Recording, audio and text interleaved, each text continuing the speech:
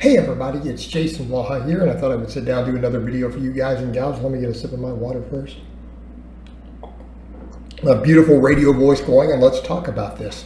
People get upset when I bring this up because I've done this with multiple people in the past, and you guys know I'm pretty much about lifting raw. Even now that I'm bodybuilding, in fact, now that I'm doing more bodybuilding stuff, you guys see me doing even less equipment, right? What did I do this week? This week I did everything with no wrist wraps, no belts, nothing. And I'm not saying that that's competition standards.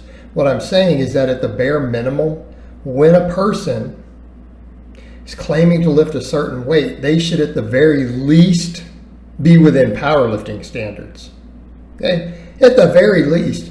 Now, someone who really appreciates raw strength, I personally would almost like to see powerlifting get rid of all the equipment. Maybe leave a belt. All right, a belt, all right. I'd like to see knee sleeves gone.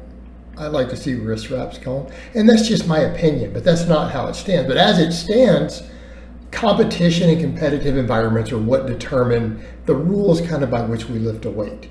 And when people start slapping on a bunch of equipment and they can't lift a weight without that equipment, you can consider it a valid lift.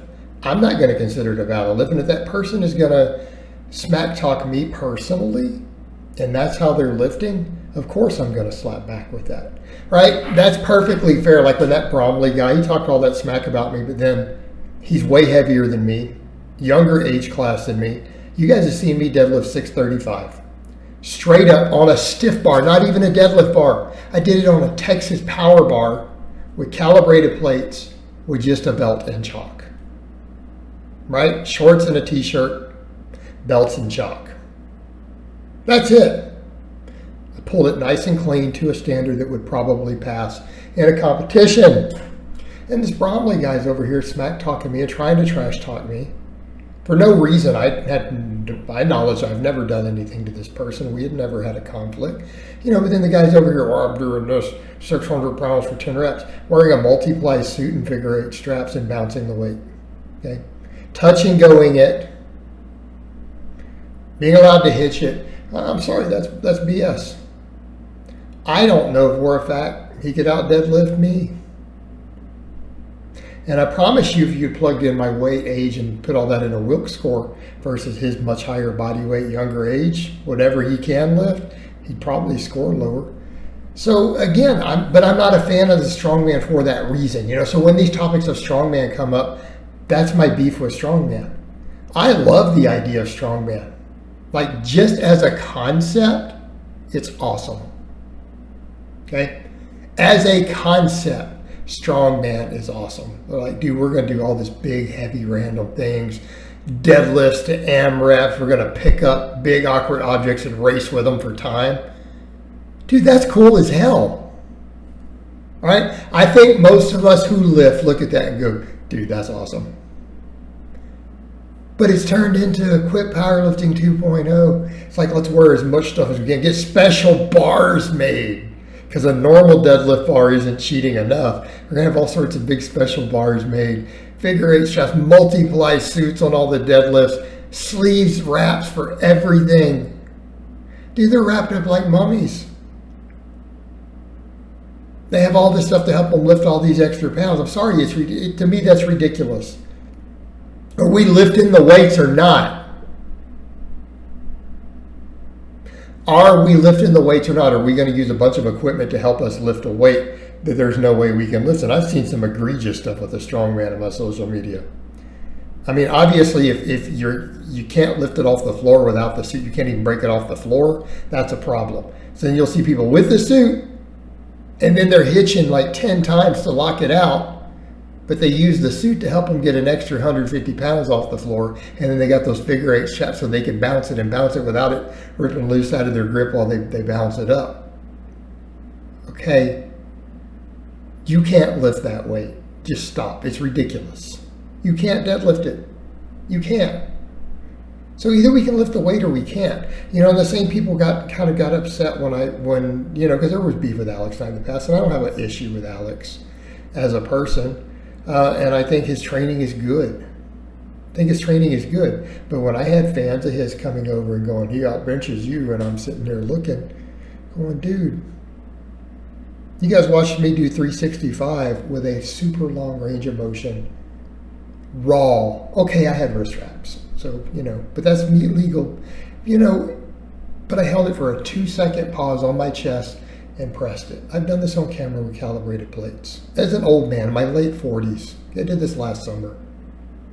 365. You guys see me do the same thing with 315 for 8 reps.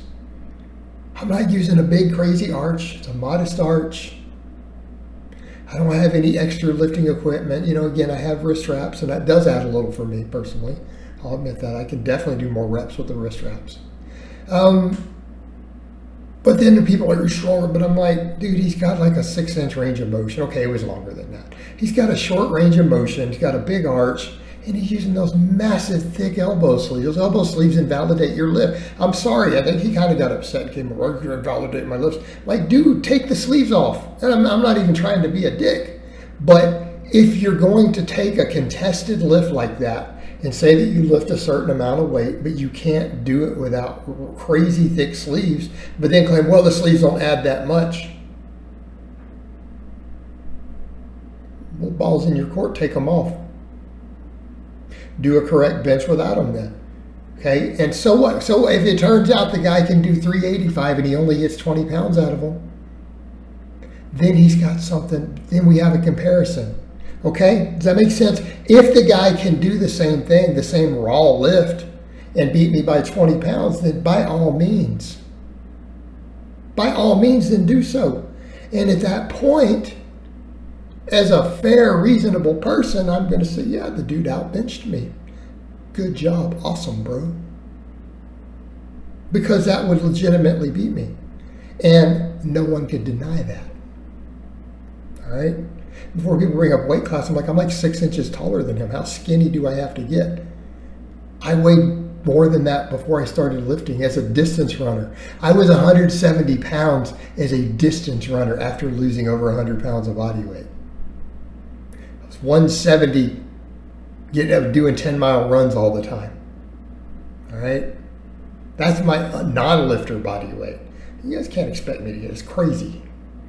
These are those are short people weights. But the thing is, it doesn't count with the sleeves.